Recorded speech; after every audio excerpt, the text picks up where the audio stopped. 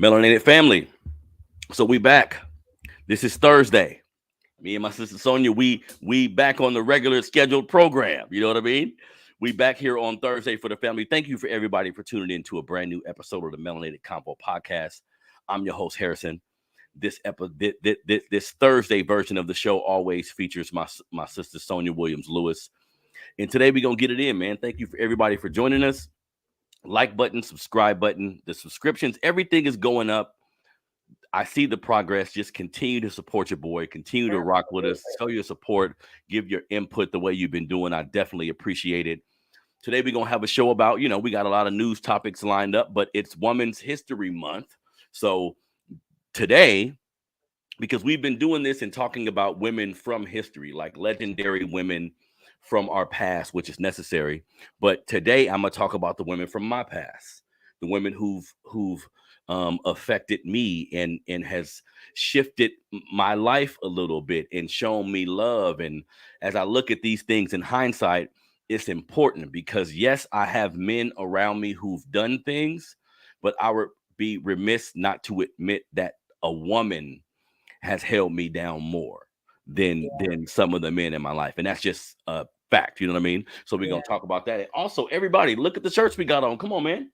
It's time to support the brand. You know what I mean? So we got the Melanated State of Mind t-shirts, which are available right now. We got them in white, we got them in gray, we got them in black. We got the Melanated Combo podcast shirt. Sonia got on the white one. We have the gray one right here. Support your boy, man. Everybody who's been rocking with me, I appreciate it. You can buy a shirt. The shirts are $20.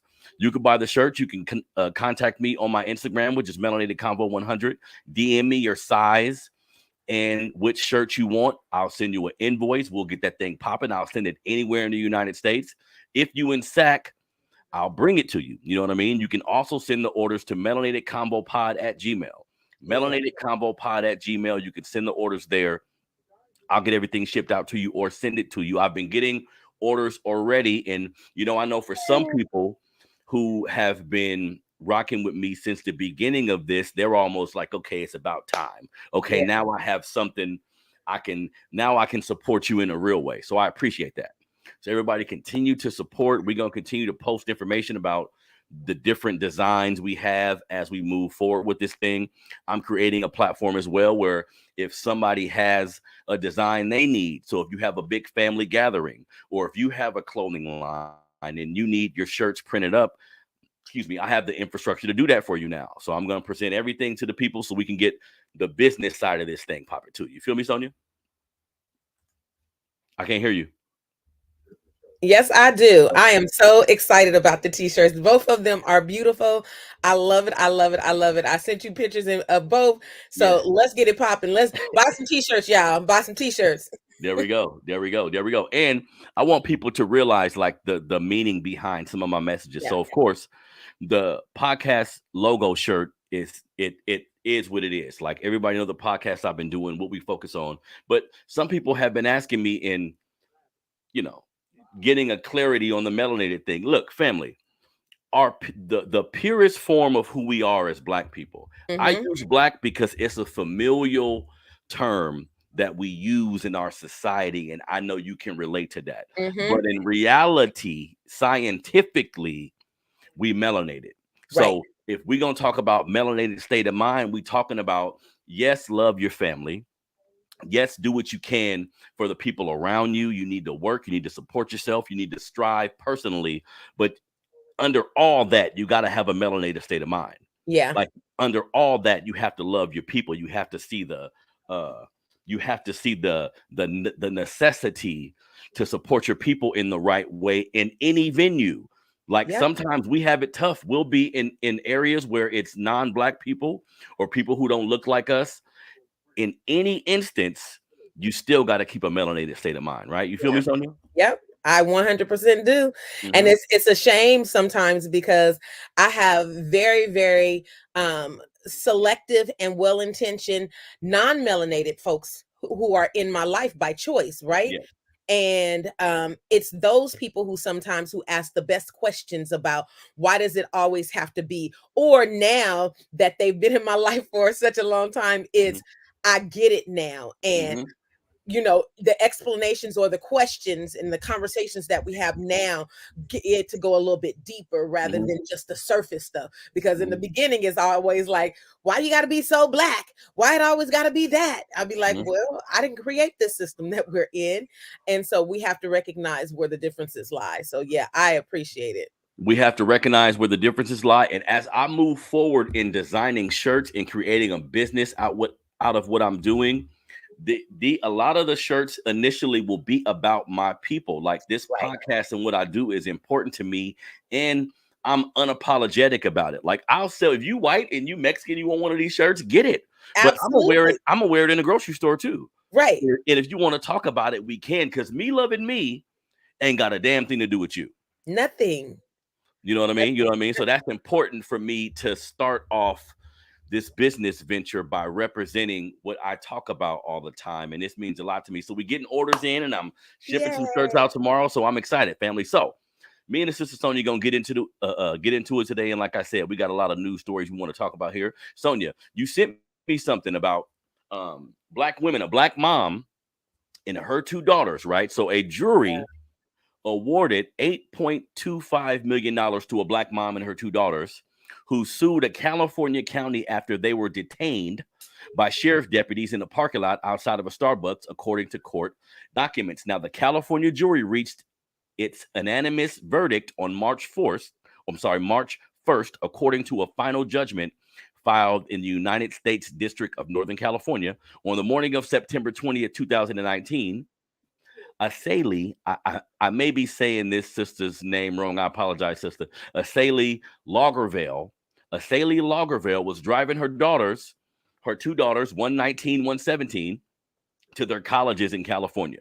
Yeah. Now, the lawsuit says the women had been driving overnight from Nevada and stopped at a Starbucks in Castro Valley, California, which I know has some racist history, about 25 miles southeast of San Francisco. As they Yeah. were resting in their car and getting ready to go inside to get coffee, two deputies with Alameda County Sheriff's Office approached the vehicle and told the mother that there had been multiple recent car break-ins in the area. The lawsuit says one of the deputies asked her for identification, but she refused because, as a black person, she feared that the encounter could result in serious physical harm or death to her or her daughters. So, Sonia, when we look at this, like we have to unpack the fact that, for one, she's bringing them to college. In America, the American dream, as they tell you, things the right way. Send your kids to college, like be about the book. And it's Right. ironic that she was actually bringing her kids to college, right? And then another part that stood out to me, Sonia, was the fear that we have. Think about this. Look, I know so many black people with no police record. Right. Tags are up to date. Right. License, insurance. Nothing wrong with them driving. But a cop get behind them, they get nervous. A cop get beside them, they get nervous. This is a Yeah. real thing that a lot of us deal with. So sometimes people look at like us resisting, but really it's trying to prevent from dying. Absolutely. You know what I mean? Absolutely. So when you seen this story, Sonia, I know you sent it to me. What were some of the things you were thinking?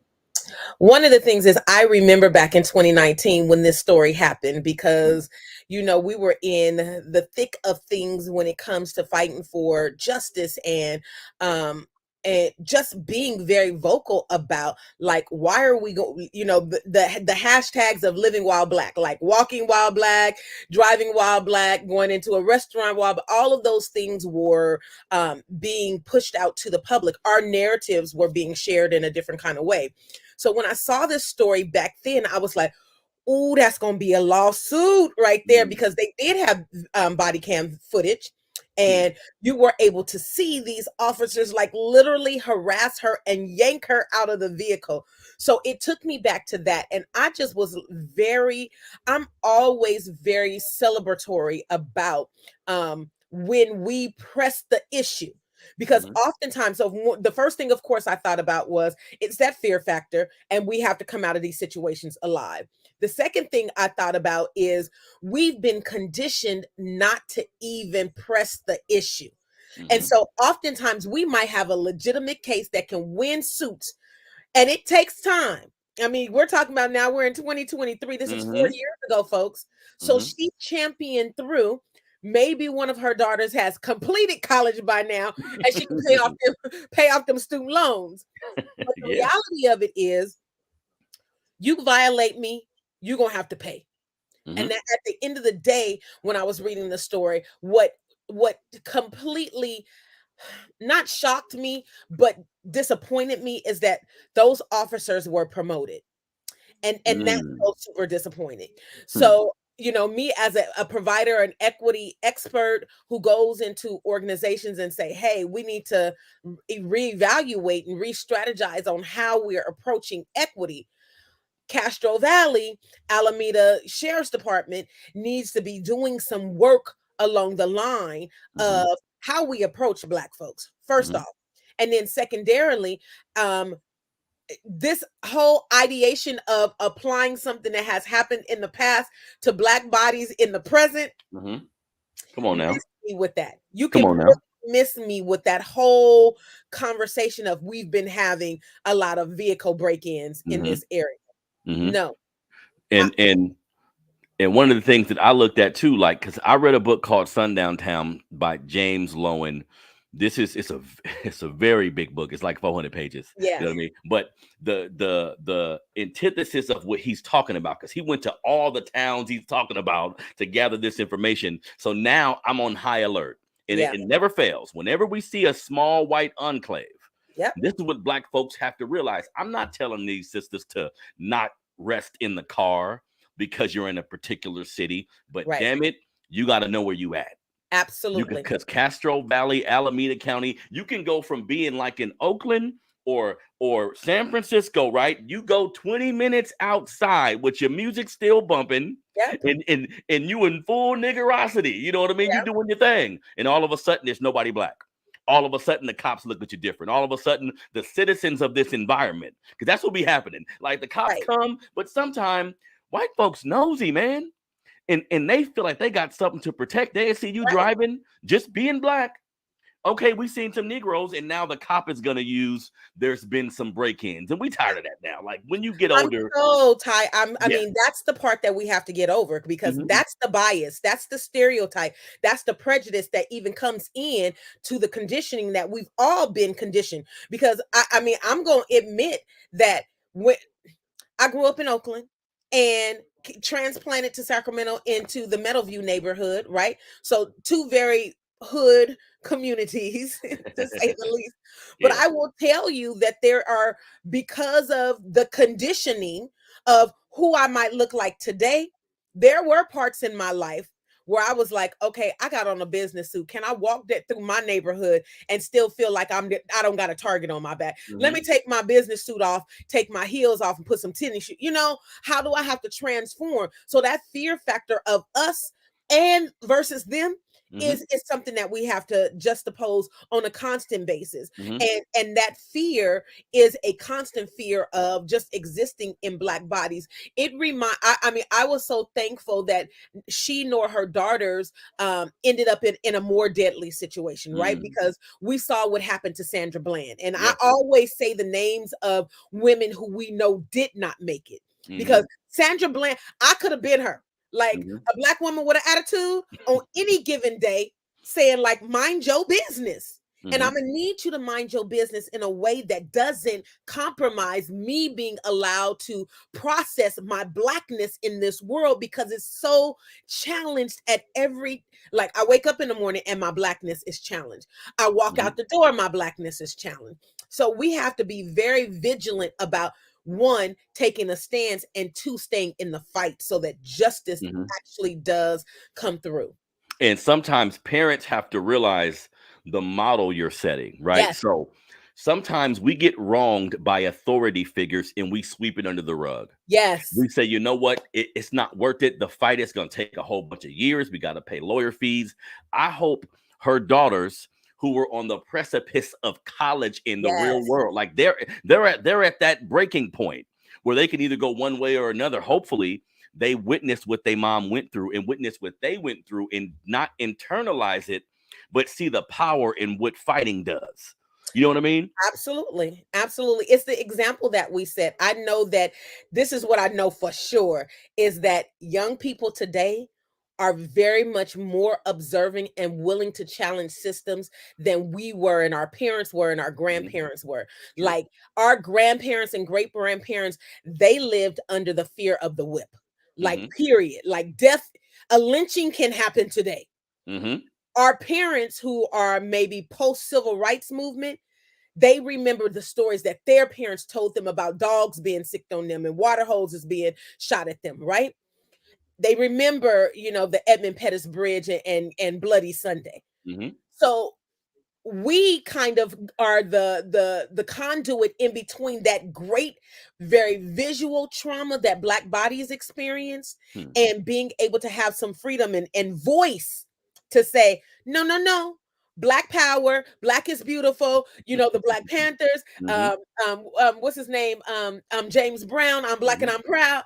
You know, we have the luxury Oh, I see of what you're saying saying. that we are giving our children voice, agency, and advocacy to say no, no more, right? Mhm. I mean, yes, we can come away from these situations dead. Mhm.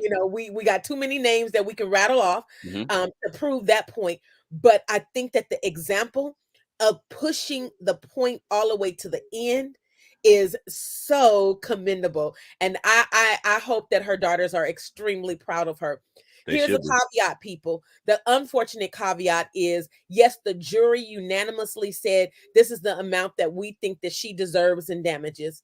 Unfortunately, we live in a time where the judge can go back and say, I think that was an excessive award, and Really? the judge can lower the amount.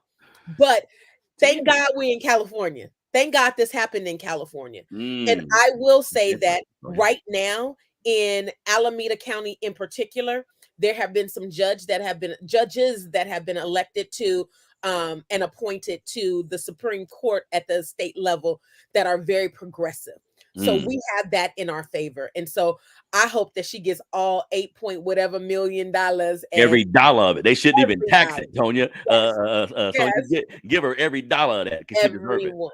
And She hopefully it deserves it. sets a precedence. And we need to figure out something like in legislation where the cop feels it. Because I know when this money gets awarded, I'm not Yeah. sure how the cop who did it is affected. Like, is his pay affected? Is his No, pension affected? It should be. absolutely. They should link it Absolutely. directly to them personally. Yeah, and that's something that when we worked on state legislation here in California, and I know it's being duplicated all over the country, the Stephon Clark law, part of that bill at the California level, we were fighting for if an officer is fired, they lose their pension too. They don't get to Mm-hmm. come back and collect these things. Mm-hmm. They don't get to get hired with another department Yeah. because at the end of the day, that impacts their bottom line. The Yeah. reality of it is these dollars come out of city, county, and state funds. Mm. And so it's unfortunate that the taxpayers of the county of Alameda, yeah, are going to be footing this bill because we shouldn't have to be paying for the erroneous acts of cops who are overzealous, violent, and just racist. Yeah, and that's a negative part of it because we like the average everyday working person. Our taxes should be used in a very strategic and useful manner. Right. If you kill a citizen, I shouldn't have to pay for that at No, all. not at That all. should come out of y'all money. And we see how the government give these police unions, and that's something I'm gonna talk about later with the East Cleveland Right. situation. Excuse me, these police unions come in and protect. Absolutely. These police unions come in and do what's necessary to shield their officers while also using all of them as a voting block to get politicians in. So it's really Absolutely. political. It's really like damn near on some gang shit. They talk about the Crips and the Bloods and how we operate in Black society, but we all know by now the biggest gang in America is the police departments. Yep. And they operate like that. So shout out to the sister Angel who's been commenting on what we've been talking about. I appreciate you, sister. Now, something else I want to get your opinion on. We got a couple other news stories before we get to the beautiful Black women that we gonna represent today on the show. You know what I mean? It's Women's History Month, so I'm gonna honor some women that have been pivotal in my life and very impactful in my childhood. But Sonia, this story again, stories like this, I kind of need your perspective for, because Yeah. Texas is announcing a takeover of Houston's public school district. Now, Texas officials on Wednesday announced a state takeover of Houston's nearly 200,000 student public school district, the eighth largest in the country, acting on years of threats and angering Democrats who assailed the move as political. Now, the announcement made by Republican governor, Greg Abbott's education commissioner amounts um, um, amounts to one of the largest takeovers ever in the USA. So now it also deepens a high stakes rift between Texas' largest cities, where Democrats will control locally and state Republican leaders have sought increasing authority in the wake of election fumbles and pandemic restrictions and things like this. So things like this have happened in big cities like Philadelphia, New Orleans, Detroit. But Sonia, being an educator, is this like a thing? Because we see the political maneuvering of it. But is this a thing where the public schools are failing? Right. So the government's going to come in and are they like going to come in and try to do better? Are they going to come in and change the staff? Like, what's going to be the benefit of doing this? Yeah. Unfortunately, this is a thing. One school district here in California, Northern California to be exact, West Contra Costa, which used to be Richmond Unified School District, they were taken over by conservatorship by the state. And it was because of budget and mismanagement of funds. But there can be several reasons that a state entity comes in and takes over a school district: failing schools, just lots of reasons. Too many lawsuits, because those things happen as well. But yes, so this is one. Yes, this is a thing. Two, unfortunately, Texas is a Republican governor-led state and has been for the majority of Texas history. There are enclaves of progressive Black and brown communities, Dallas, Fort Worth, Houston, to be exact.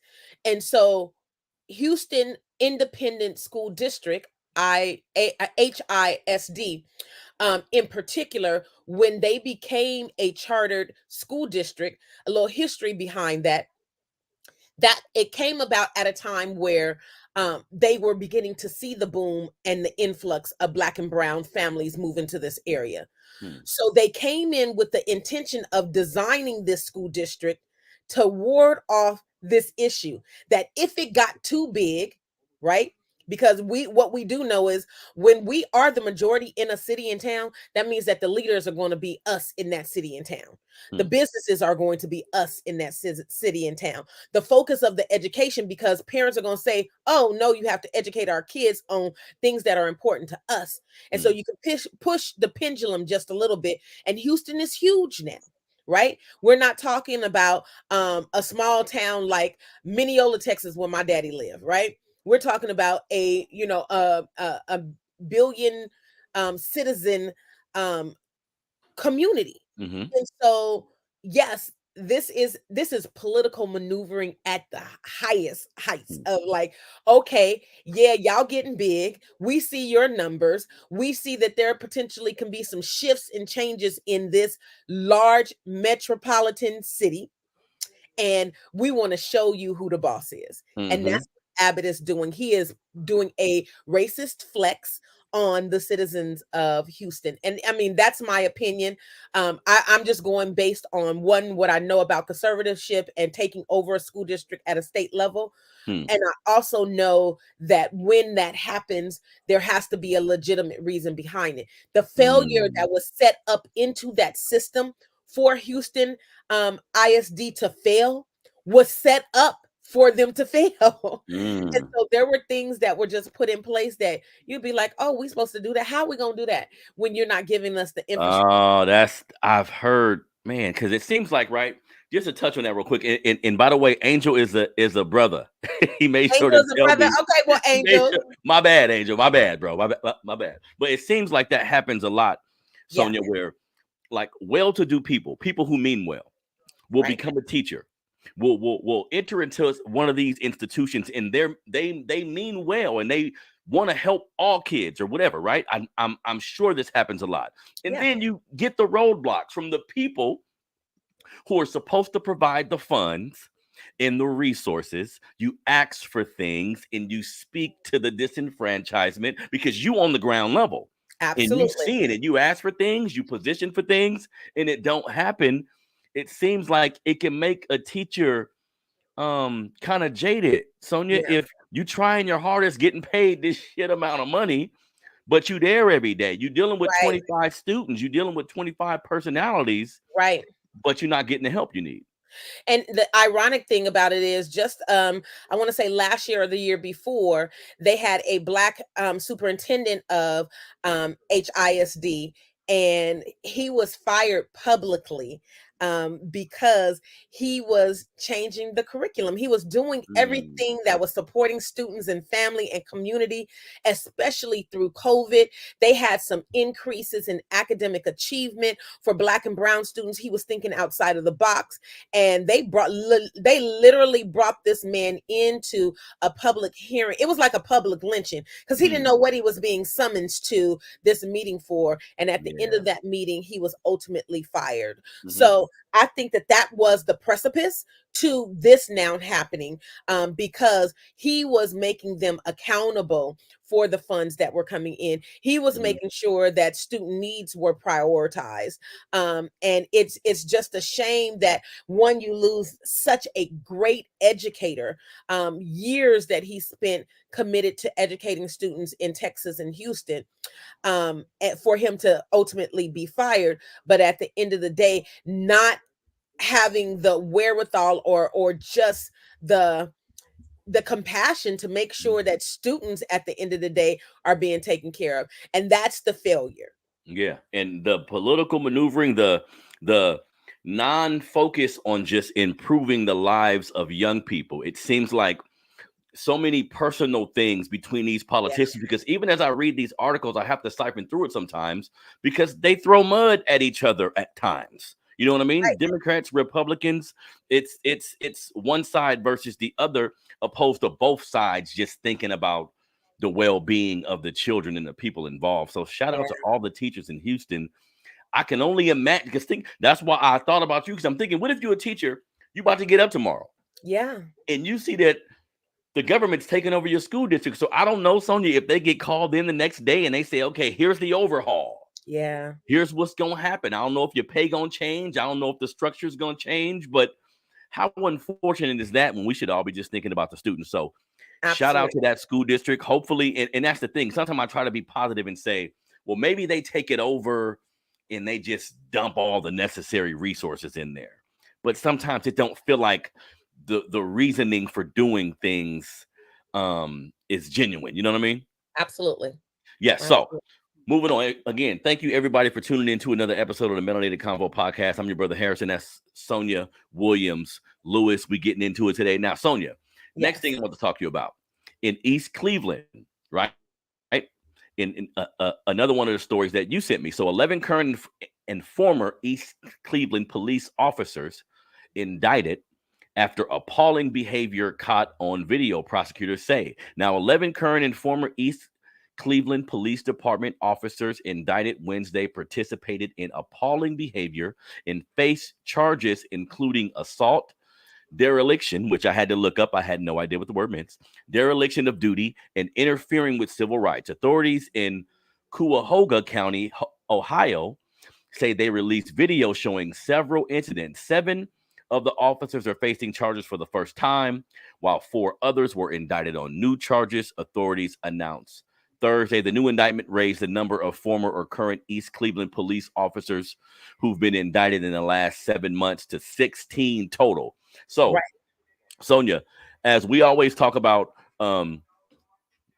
Sonia, as we always talk about what happens to us as Black folks, like as what happens to us as Black folks, what happens to us by police departments, these type of things end up being small wins, right? So because if they're all indicted and they end up facing charges, what I think needs to start happening with police forces, because we talk about these stories, but many of them are corrupt. Not every Right. police officer in every police district, but Right. many of them are corrupt. They create their own gangs. They create their own way of doing things, sometimes without autonomy. Like they don't get checked by a lot of the stuff they do. So anytime I see this, I'm happy that the authority figures in that area say, no, we're going to attempt to set a precedent. So we have to be careful, because just because they're indicted, you feel me, don't mean they Right. going to get charged, don't mean they going to lose their jobs or be reprimanded correctly.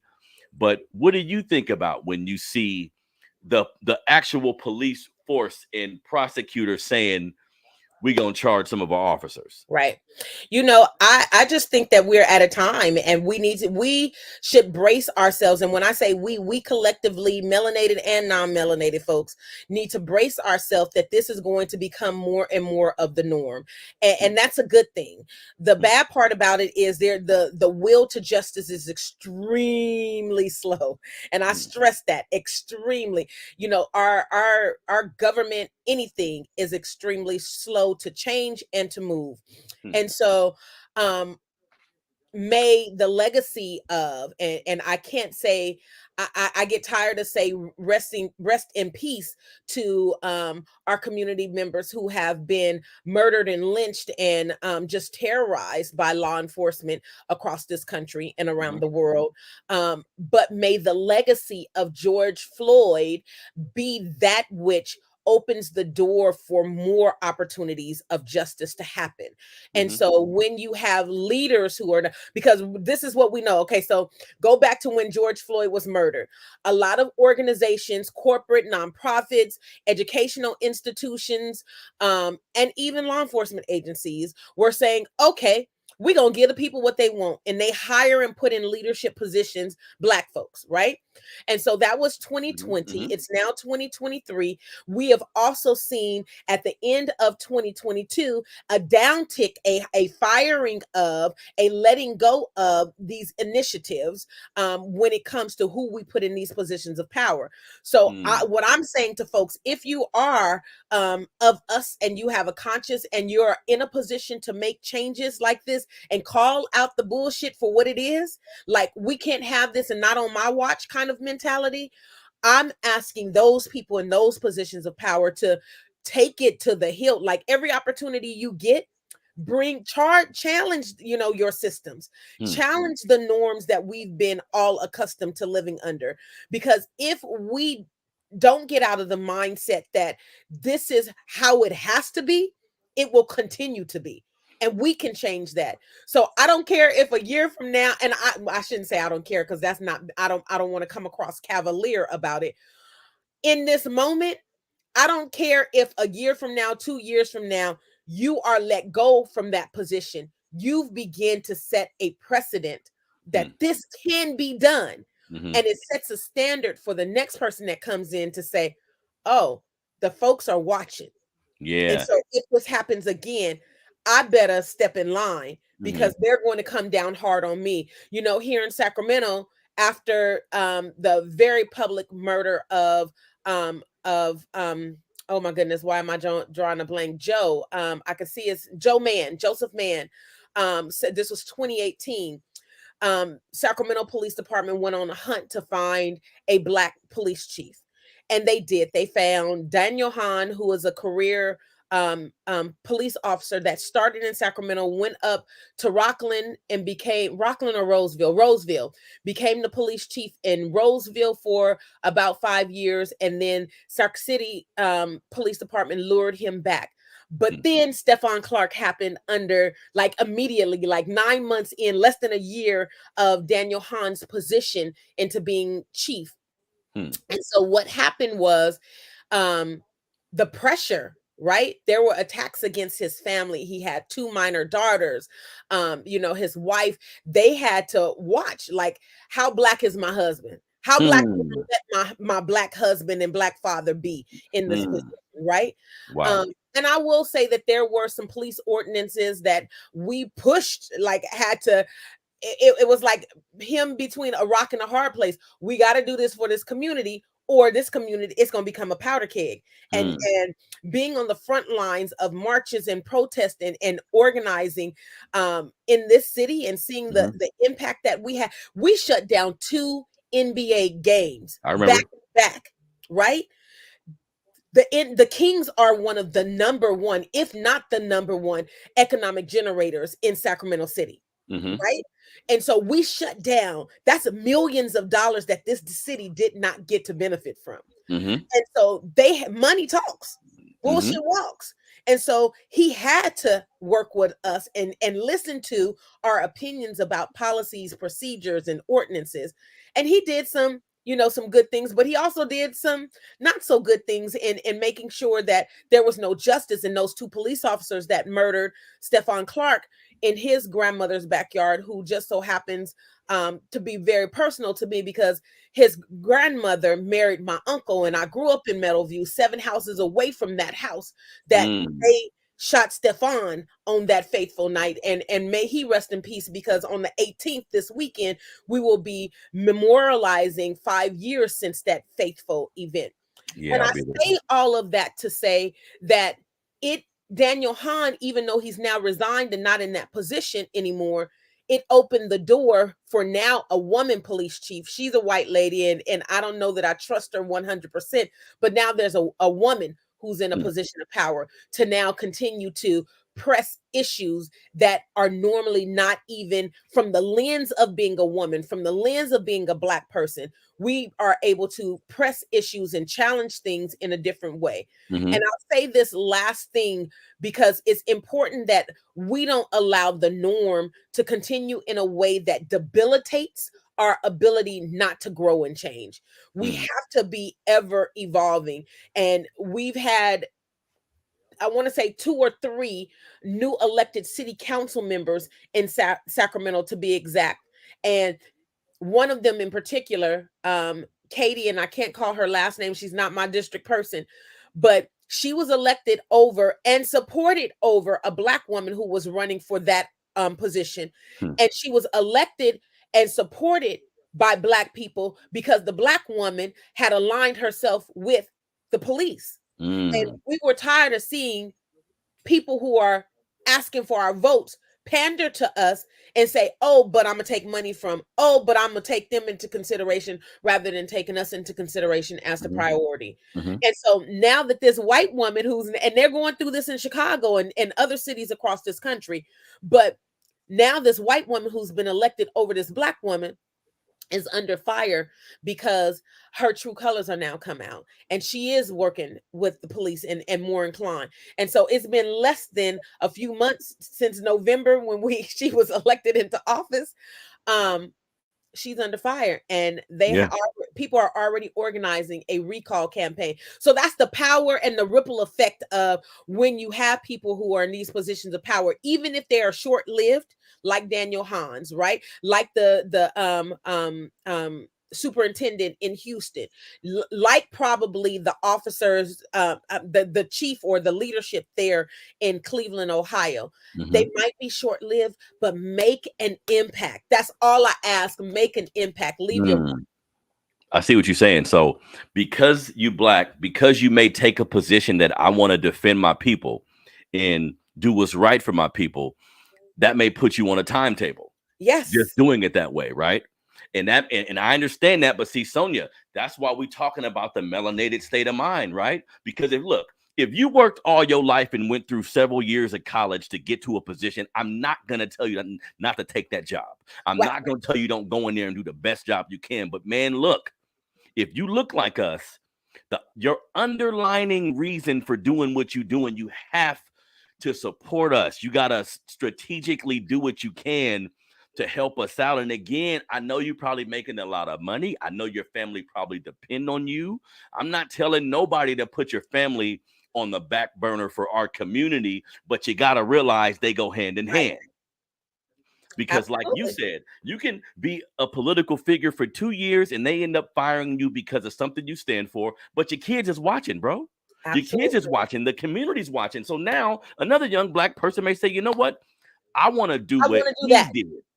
I want to, but not just do what he did, but do what he did in the spirit in which he did it, because I think all public figures, police officers, all these individuals who find themselves in primarily non-black spaces, Yes. but are given a particular job. I know it's difficult, but your legacy will last much longer if you stand for something. Yeah. People who just stand for a paycheck, you could come and go. But if you try Absolutely. to stand for something, you be transparent, ultimately you're gonna help our community. You Yeah. see what I'm saying? Because we got a lot of martyrs in our community who was 30-something years old, 20-something years old. They Right? end up getting killed. But they ain't dead though, No. right? Legacy is everything. Mhm. Legacy is, it speaks so much louder. I always hear Stefan Clark's brother, who runs the I Am SAC Foundation, he and his mother. Stevante says, my brother in his 5 years of being dead has achieved more than a lot of Black men are given the opportunity to do in their entire lifetime. Wow. Think about that. That's Like, there's a Stefan Clark law. They just this week they gave a resolution at City Council on Tuesday, saying that this will be the Stefan Clark Day of Reflection. They have a community and resource center. There's a middle school and playground named after Stefan Clark around the corner from where he was murdered. There are so many things now. They fight for, the foundation fights for other families so that they are not left alone and in the lurch when these things happen. So there's so many initiatives. Mama Clark, she does her Yayo group where she like ministers to and pours into other mothers who have experienced this pain. So there's so many positive things that have come out of. And so I'm reminded, like, in my lifetime, yeah, we want to get some things done, but what is that going to, how is it going to translate to your legacy when you're gone? And so we have to give props and praise to Stevante Clark and his mother. Yeah. Because like we talked about, the individual, the Black woman who's getting the $8 million settlement, an event like this happening to someone in your family, you don't know how this is going to affect you mentally. You don't know what it's going to do to you. You don't know what direction you're going to go in. He could have went a lot of different directions with this. And I've been watching, and I'm going to be transparent. Initially, I was critical of the brother in some of his moves, but I had the chance to meet him the other day where we had like the little round table men discussion. The brother was there. He's standing for what he needed to stand for. And we're looking at everything about his brother's legacy now, but his family made that happen for him. Like y'all made that happen for him. You see what I'm saying? Like everybody going to, and look, I've been watching protests and insurgents and all these things that happen, like us being disenfranchised and fighting back. But when this happened in Sacramento, I was just starting my platform and whatever, you know what I mean? I got a chance to see it firsthand. Yeah. And knowing a lot of the individuals who were participating, I got a chance to talk to the individuals and see, like, what y'all doing out there? Absolutely. You know what I mean? Like, I ain't been out there, but what y'all doing? But really what we see, the marching and the protesting, that level of agitation, there's a place for that. And I'm learning it works. When done correctly, the attention that it brings, sometimes you got to knock politicians over the head to say, no.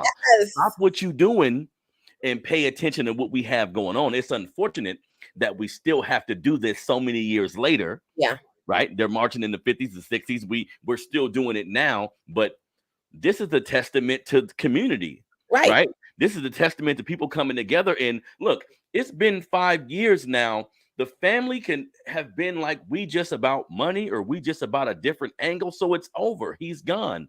Nah, they making it a movement. And like you said, laws are being changed. Things are being created in his honor. And what his brother said about what has happened in his brother's death for 5 years, he needed to take some of the credit for that too. Because he's been standing up. Absolutely. So, shout out to, the life and legacy that is. And I mean, yes, I was there in the beginning, watching. But here's the thing, folks, that I urge people to think about. How would it impact you if, you you never have been given the opportunity to actually process the trauma, and grieve the death of your loved one that was publicly, murdered. You don't know, we don't know what our response might be. Mm-hmm. And so this is also a young man who not only lost a brother to police violence, police sanctioned violence, but also lost another brother, many years before, to community violence. And so he's watched his mother. I mean, I think, all of us have that tipping thing, that thing that'll make us be crazy, or look apparently crazy. We all have that. And so you don't know what that thing might be. So we have to be less judgmental towards those who are suffering during moments of trauma, during moments of grief, because we don't know where we would be and what our response might be in those situations. Definitely. So I always say shout out to Stephon Clark. His life and legacy definitely is alive. I work very closely hand in hand with his mother, his grandmother, his brother, his family, and it's colorful, and sometimes it's fun and sometimes it's not. And yes, I too have been cursed out by Stevante, but I'm Auntie Sonia. Regardless of that, there's that level of respect. And here's the last thing that I'll share about state-sanctioned violence. They say that someone close to the person who was killed by the police soon after, usually within 2 to 5 years, will die. And so my uncle, Tommy Thompson, may he now rest in peace, because 3.5 years after Stephon was murdered, my uncle's, the stress, the all of the things that compiled on his body living in that house where his grandson was murdered, ultimately took his last breath. So I always say rest in peace to both of them now. Yeah. And some people don't realize, and this is all types of violence: police violence against us, community violence against us. When you kill somebody, you're affecting several people. Yes. You're affecting several people, not just the people, but if you do the murdering and you end up going to jail, you end up getting reprimanded, your whole family is affected. So we're talking 20 or 30 people, lives changing forever, because we'll see it on the news. We'll see the story. We'll see them crying on TV. If you don't know how that feel, you don't know how that feel. Right. Because losing somebody is always difficult, but at the hands of another person in such a malicious type of manner, that can never leave you. And you can take that energy and be negative. You can take that energy and turn to drugs or other things to numb yourself, or you can do the best version of all of that and take it and be a revolutionary, take it in. So I salute that brother for everything he's doing for his brother's legacy. And I seen they have a whole week, the Stevante, you know what I mean? The whole week is packed. I love that. I'm gonna be there Saturday at the Capitol, just showing my support, because these things are important in our community, right? So, last thing we're gonna talk about before we wrap it up, everybody. So, this is Women's History Month, right? And me and my sister Sonia, she kind of gave me the idea, without even knowing she gave me the idea, that we should honor women on this month. Last month was Black History Month. This is Women's History Month. So we've been talking about historical figures from history that need to be honored, right? But what I want to do today real quick is talk about all the women in my life that have been impactful. Because like I said at the beginning of the show, I have brothers and uncles and cousins, and these men have been impactful in different ways. But when we talk about the women, the people who nurtured me and helped raise me, it's been women, right? So going all the way back to my two grandmothers, my grandmother, Esther Smith, my mom's mother, who's from New Orleans, Louisiana. She did a great job when I was a young person, right? She was there for me. She raised me. She had her own business. Like, when we talk about strength, this woman was the epitome of strength. My grandma Doris, my father's mother, who lived in the Desire Projects in New Orleans. This was a very tumultuous area, right? Like the Southern projects in different parts of this country, the ghettos be the ghetto. You see what I'm saying? But gritty, grimy. You know what I mean? But Yep. her house, her environment, like the feng shui in her environment, it was so welcoming. Like Yeah. she was so loving. I can just remember how these women looked at me. You know what I Yeah. mean? Talking about my mom, my mother, Harriet Smith, who died when I was 19 years old, right? Wow. So my dad died when I was 8. My mom died when I was 19. But my mother, still to this day, is probably the strongest woman I've ever spoke to. Yeah. Like when I look at her being a single mom and raising 3 boys in the middle of a hood environment Right. where, come to find out, my mother was dealing with diabetes and different ailments for a large part of her life. I was young, so I didn't look at it that way. Like she kept it, she told us, but she kept it from us. Like she kept Yeah. everything together. My mom went through so many different changes as a woman Yeah. trying to raise us after my father died, but I never missed a meal. I never missed a conversation. She was actually the rock of my family. So she would Yeah. bring all of us together when it was necessary. You know what I mean? So her legacy in the kind of person she was still sticks with me to this day, right? And then I have to go to like other women who helped me. When my mom passed away, I was living with my mom. It was just me and her in the house. She dies at night. We're in Oh, the hospital all night. In the morning, we're grieving. Everybody's grieving. The right. first question I'm asked is, okay, we're grieving. Who you want to live with? Right. Because you in college, you was living with your mom. You can't go back there. Who you want to live with? So I have to send a shout out to both of my brothers were in relationships at the time, and the women they were with Mm. did a great job of bringing me in.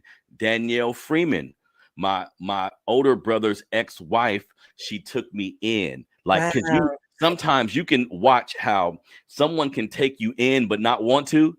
You know what I Right. mean? Like Right. someone can say, "Come in here, but don't eat my food. Don't be doing this." Right. Right. You know what I Right. mean? Like give you that uncomfortable feeling. She didn't do that. And Danielle, everything she's been through, I've watched this woman grind like Wow. from the ground up, like being a young mother, like a really young mother with no resources, to using the system to her advantage. Now she's doing great. Like this is extremely inspiring to me. I don't know if I've ever told him this, but this is extremely inspiring to me.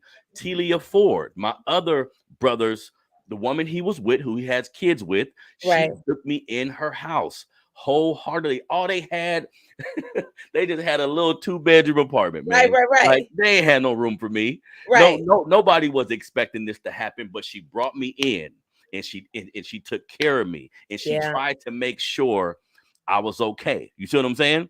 Yep. The women that I have children with, like the I have 4 children by 2 different women. When I was a young man and I was just starting my journey of fatherhood, like having a lack of leadership, not being raised by a Right. man, I seen in them their ability to try to help me out, try to do whatever they can to stand by my side. And Right. me personally, I did things to turn those relationships into a different direction. But Right. I got to give a shout out to them because they're raising my kids now to the best of their ability. See, when I was a younger man, I looked at things very cynical about what someone should be doing, the ideology they should have. But in Uh-huh. actuality, they was doing the best they could when the man, me, wasn't necessarily directing things in the right way. Right. Like as a young Right. 21, 22-year-old man, I had no idea what being a man was. But these women were attempting to stand by my side, right? I got to give a shout out to my cousin Rose, who was there for me when I was a young person. My Mm. cousin Desire. Like I have a lot of females around me, and they may not know it, but I see the strength of my grandma in these women. I Yeah. see these women dealing with the men in their life in the tumultuous environments that the hood may bring, where people were involved in drugs. The men may not be there all the time, but I Right. got to keep it real. The women have always been there, and coming full circle to my woman who I'm with now, Ginger Brown, who we got together. We started our relationship at the worst time in my life. I'm 19, 20 years old. I just Uh-huh. lost my mom. I got 2 kids, another one on the way. This is a horrible position to put a woman in, right? Right. And Right. and all for not for nothing. the people around her who love her said, hey, turn the other way. Like, right. Run. like run as fast as you can. You see what I'm saying? Yeah. But this woman has stood in my worst possible time in my life. This woman stood by me. She motivated me. She helped me with these kids. She saw something in me. Like it's tricky when a woman will say, I see the man has potential. Like Right, that right. potential word can get dangerous, right? Yes. But she really saw my potential. Yeah. She really saw where I could go. In years of me struggling, catching the light rail. I used to catch the light rail to go get my 4 kids from South Sacramento, right? Like I was in it, running out of gas in a big ass truck because I needed a big truck to fit all the children. She was right there the whole time up until today. She's sitting right here. Like when I do this show, when I'm printing these shirts, when I'm coming up with ideas about how to expand this platform, when I was put in jail on some months ago on some little stupid $50 child support shit. They treat me like a criminal, y'all. Oh, But my woman was at the jailhouse. Right. Ready for whatever. You see what I'm saying? So we need to honor the women in our life and come into current. Me being introduced to Sonia, like me reaching out to her to be on my show. And then she hit me one day like, bro, let me come on there and, you know what I mean? Sprinkle some of my sauce. And this has been a godsend to me. Like I can't negate the fact that I've met so many strong Black women. So when we talk about Black women being strong and they being, I've witnessed it. You know what I mean, Sonia? Absolutely. Absolutely. I so love that you honored just being able to articulate and put words in. Oftentimes, Black men in particular get a bad rap about their emotional side, their ability to articulate what they truly feel and see and have experienced in life. Because again, we've been conditioned to stuff it all down, hold it all in. And so I super, super commend you. And I saw that first time when you reached out and was like, come be on my show. And I was like, okay, yeah, let's do it. And then I just watched the maturation of the show and the direction and your passion, just about just the title alone, the Melanated Conversation, just for me sparked something that one, Black men and women should be having conversations about the state of affairs of Black community, right?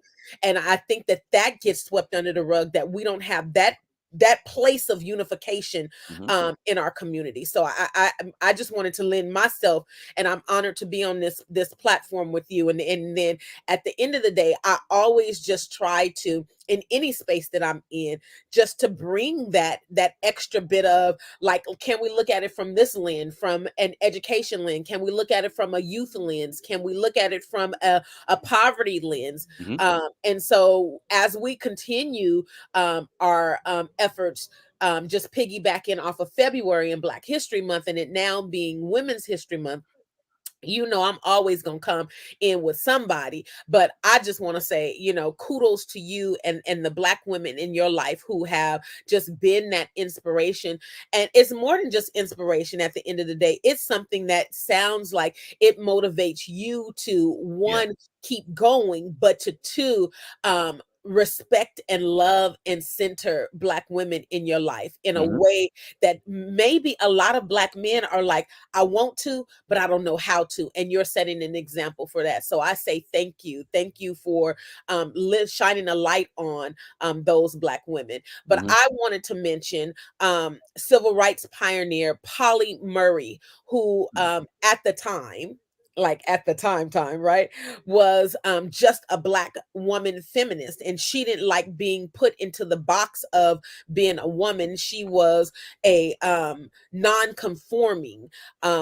When Murray died in 1985, they were a Black lawyer, a human rights activist, a feminist, an author, a scholar, an LGBTQ plus activist, and one of the greatest civil rights law scholars in this country. And so it's people like her at birth, but them at death, because I do respect people's choice to identify themselves in this world, because there's no perfect way. And that again leads me to why I love the Melanated Conversation, because everything ain't black and white.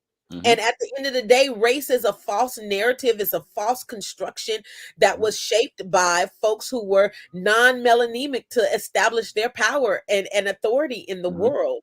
And so um Polly Murray's life story, like that of, and I know that I'm drawing a blank on his name, but Martin Luther King Jr.'s right hand man, who was a gay activist, but because he was a gay man during the time of the civil rights movement, and Dr. Martin Luther King was very much a conservative Baptist minister, Mm-hmm. he didn't get a lot of shine, but he was someone on the back end who was doing the work. And that's what Polly Murray's life and legacy reminds me, that we don't know who on the back end doing what, this, Mm-hmm. that, and the other.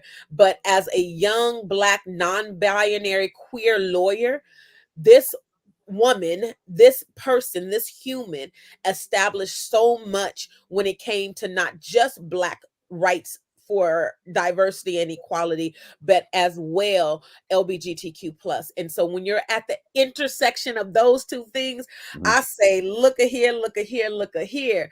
We are a plethora of people, and we can't just love Black men and Black women. We have to love all Black melanated folks We in do. all of the ways that we show up. So We do. that would be my person that I would mention on this women's history dialogue. Yes, and that's dope because we need to realize some of our brothers and sisters who are lesbian or gay, whatever you want to call them. We have a lot of those individuals who are writers. We have a lot Writer. of those individuals who put being Black first, and Yeah. that's all that I ever ask. Like, who you choose to lay down with, we all need to get to a point that has That ain't your absolutely business. nothing to do with me, Yep. nothing at all. Right? Look, they over there, they coming down here. I got these weapons right here. We need to defend ourselves. You gonna Yep. pick it up? I don't care who you choose to lay down with. If we gonna ride together, let's Right. ride together. And I see it all day where I see gay brothers, lesbian sisters who they speaking that shit. Yes. They speaking that Black, and they say, okay, yeah, and I'm gay. You see what I'm saying? That ain't got Absolutely. nothing to do with nothing. We need to get to a point in Black society that we got people who ain't gay who don't ride for us, Who who do don't? shit for the other side. See, so And who they you lay silent. who you lay down with, whether the person ain't Black, whether the person ain't a man or a woman, or a man or a woman, I don't care about that. How Right. you feel about us as a collective? Do you have a Yeah. melanated state of mind? Absolutely. That See, part. see, That part. see. As Roll long as that you, back. Right. do, then we gonna do this thing together. We can talk about our Absolutely. differences later. And this is the problem with Black folks in general. This is Right. why the event I went to that my brother Keon Johnson put together, where it was 15 Black men in a circle talking, being vulnerable, and sharing everything about what they feel we should happen with our people. Yeah. This is powerful because I don't know if any of them brothers was gay, or Right. what they, or if they woman was white or Mexican. That Right. shit don't matter. They was there though.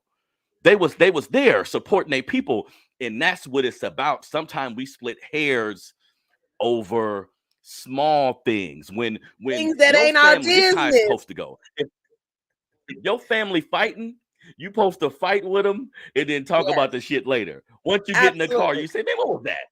What Right. what, what Right. was you doing? But when it pop off, I'm gonna be right there with you. You feel me? So Absolutely. shout out to that And sister. so let, And let me give one more reference to, go because ahead, go ahead. Polly's life also reminds me of someone who is right here in Sacramento. If you don't know and haven't experienced Ebony Harper, look them up. She is an amazing transgender Black woman who I have fought with on the front lines.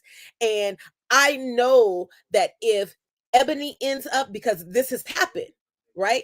If Ebony ends up at Sacramento County Jail, they are going to put her in the men's unit. Hmm. She's a transgender woman, fully, Mm-hmm. but they putting her in the men's unit because that's the way our system has identified us. But Mm-hmm. I will tell you, when it's time to pick up the weapon, time to pick up the mantle, time to pick up the microphone and fight, Ebony Harper is going to be right there. So That's all you can ask Polly, for. yeah, yeah. So I mean, we cannot make it our business to police and patrol what we are doing behind closed doors, because that's what the man does to us.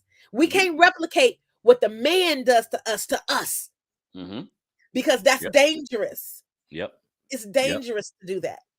And that's important. So because I've heard different arguments about our gay brothers and sisters and how they need to stand up for us. And we know some of them at times may put their sexuality above their blackness. This is the conversation we need to have with them, right? Right. But this just don't happen with a gay person or a man or woman that has a biracial relationship. Or sometimes regular black folks ain't riding with us. So we got to collectively look at all of them and say, Yes. regardless of your position in life, the amount of money you've amassed, where you live, you gotta have a melanated state of mind, and then everything else will follow. That's all we asking. You feel me? So thank you very much, my sister Sonia, for joining me today. Another Thursday. We back on our normal scheduled program. Like I said, family, thank you all for tuning in today. This has been another episode of the Melanated Convo podcast. Hit the like button, subscribe. If you're not subscribed to the Melanated Convo on YouTube, I don't know what you're doing with your Tuesdays and Thursdays. Right? Come on now. Go there, subscribe. If you like Facebook, I got a lot of folks on Facebook. My name is Harrison Anderson on Facebook. Subscribe, like the page so you can be updated when new shows are going to happen. We're going to continue to do this thing, man, until everybody gets it. You know what I mean? As long as it takes. You see what I'm saying? You see the shirt I got on, Melanated State of Mind shirt. You can purchase this shirt, different ones. We got the shirt Sonia has on, the podcast logo shirt. We also have the gray one. You feel me? We got the Melanated State of Mind in black. That's hard. You can't tell me that ain't hard. I don't care what nobody says. That's hard. You know what I mean? We got it in the gray and black. That's hard right there. Yeah. You can wear that wherever. You know what I mean? Yes. Be proud. So the point that's a message. That's a message. The point of the podcast gear, to me, it looks great, but you got to be able to stand up. If you can't walk in a store with this shirt on, right, you ain't gonna be no good to me when it's time to fight. Right. That's you're already showing that you ain't got it up in you. You know what I mean? Yeah. So support the brand. Hit me on my DM. Melanated Combo 100 is my Instagram page. Hit me there. DM me the size, the shirt you want. I'll send you the invoice. I'll send you the shirt wherever you at in the United States. Like I said, if you in Sacramento, I drop that thing off. You know what I mean? Right. All I ask is that you send me a picture wearing it, or we could take a picture with you holding it. But we're gonna do whatever we can to promote the brand. And I'll have new designs coming that speak to just motivation and speak to just, but this platform, because I got other businesses that have nothing to do with a black name. Like business is colorless. Let's be clear. But here it's about black folks. That's right. That's what we're gonna do here. You feel me? That's right. So thank you everybody for tuning in to another episode of the Melanated Convo podcast. My sister Sonia Williams Lewis. Thank you so much. Tell everybody where they can reach you, Sonia. Go to my website, ascribesuccess.com. You can find me on Facebook, Instagram, and Twitter at Ascribe Success or Ascribe ED Education. Mm-hmm. We are there. We are here for the uplifting of our community so that equity is everyone's. Equity is deserved by everyone. That's what our motto is. So we're going to make it be a realization for everybody. Come on now. And Sonia has made a business out of looking at the blind spots of companies, going into a company, and that has to be difficult to be an unapologetic black woman to walk in there and say, hey, this is what you're doing wrong. And I mean it. Yeah. I mean that. I can show you proof where you were doing it wrong. Right. If companies are smart, though. It's so funny. Sometimes, you get the pushback. Sometimes it's the well-intentioned. Oh, you so nice. Come and talk to my group. And then I drop that first little thing that make you uncomfortable, and it's like, oh, cut, we got to get her up out of here. Right. But as long as the seeds, I say, drop the seeds, they will maturate, they will grow, the fruit will come. Because at the end of the day, now this year 2023, in 2020 I said to myself, going into 2021, that I had the goal of landing my first international company that I would do this work with. I'm still working on that. I'm definitely national, so I can work anywhere in the US. Organizations call me in and get me there, and we do the stuff. But I've been called in this year to do my first retreat. And I am just so Mm. super excited because now I can take all the bits and pieces that I've pulled with different things. And I am leading a 3-day retreat for an organization that said, you know what, we tried DEI. We tried Mm. the kumbaya moments, right? It was very transactional. It was nice. And, but then we went back to our old ways. And Hmm. so now we want to, really dig deep and come up with a strategic plan. So the next generation, they won't have to deal with and heal from racialized trauma in the workplace. So at the Yeah. end of the day, that's what the goal is. Yep, you're doing that good work. So everybody, please reach out to me, Melanated Convo 100, if you want a shirt. The email is melanatedconvopod@gmail. You can send your size in the color you want there till we get the website finalized. But support your boy, man. We're gonna keep doing this thing. This is the Melanated Convo podcast. We out. We out.